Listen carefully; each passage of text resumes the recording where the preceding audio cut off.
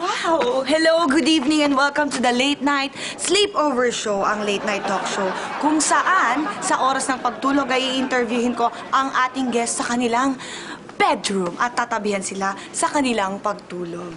Ako, exciting po ang ating episode tonight dahil po nandito po ako sa bedroom ng isang kontrobersyal na politiko. Bueno, tawagin na po natin ang ating guest, si Congressman Jose Macalojo! Congressman, come in! Hi. Welcome to our show! Hi, and welcome to my room. Hi. Hello. At sa mga taga-subaybay dito sa iyong show, magandang gabi po sa inyong lahat. Magandang gabi din po sa inyo, Congressman. Bueno, pwede na po ba tayo mag-proceed sa inyong kama? Ay, oo naman. Tayo na. Tayo na po. Ayan. Ay, Alam mo, ah. igis ka rin pala. Halika. Siyempre naman ho. Ayan. Ayan. Aba.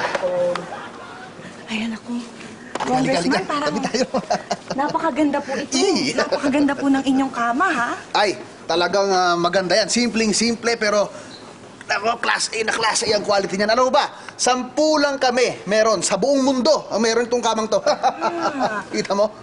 Ito po ba ang ilan sa ari-arian nyo na kinu-question? Kaya po ba hindi kayo pabor sa pagdeklara ng inyong salin? Ha? Hindi. Kasi actually ito, pamana lang sa akin to ng tita ko. Kasi nakapangasawa ng foreigner sa ibang bansa. Kaya ito, pamana, hindi ko kaya bumili ng ganito. Saka dahil meron dito sa mundo. Common to.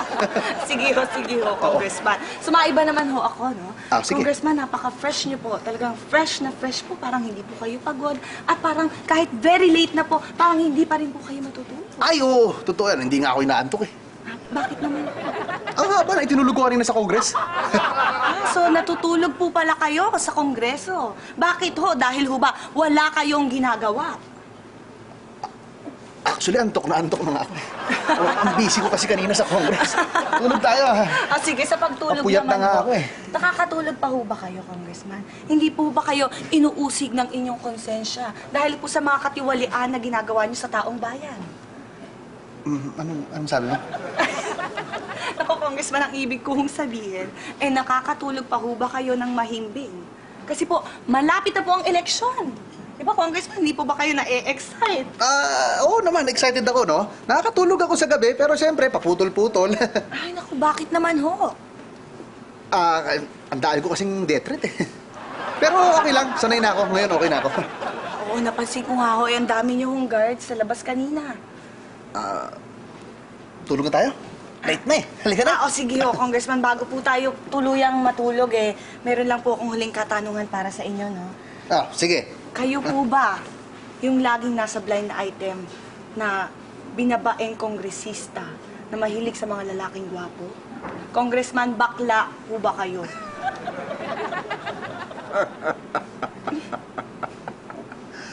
Walang katotohanan yan. Ha? Lalaking lalaki ako.